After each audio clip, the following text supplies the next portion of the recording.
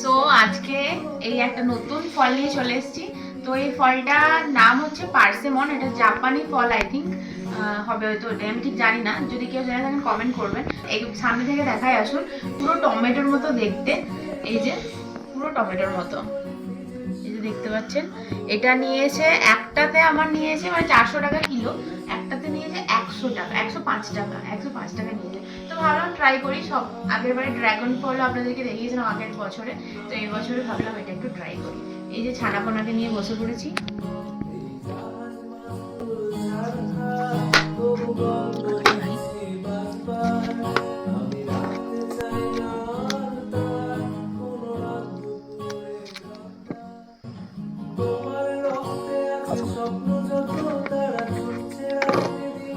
So এবার আমি একটা নিয়েছি এখান থেকে, তো একটু খেয়ে টেস্ট করে দেখাবো। ওর তোরা একটু টেস্ট করে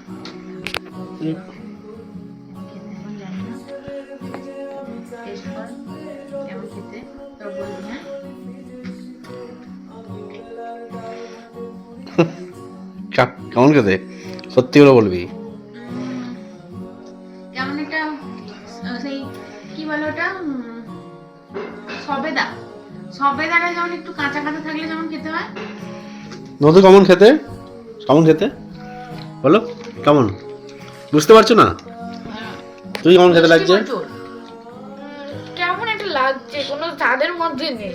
মিষ্টি, ফলটা মিষ্টি ভালো আছে, কিন্তু কেমন একটা সে চিকু, মানে সবেদাটা যেমন খেলে হয় সেরকম টাইপের খেতে। খেয়ে তো দেখলাম প্রচন্ড মিষ্টি, চিনির মতো, খাওয়া যেতে পারে না। পার্সেমনের মতনই খেতে, বেশ সুন্দর। এত যে নাম, সেটা কিন্তু ভালো খেতে, মিষ্টি। প্রথমে একটা কেমন কেমন লাগছিল, ভালো খেতে, মিষ্টি, প্রচন্ড চিনির মতো, পুরো গুড়ের মতো মিষ্টি।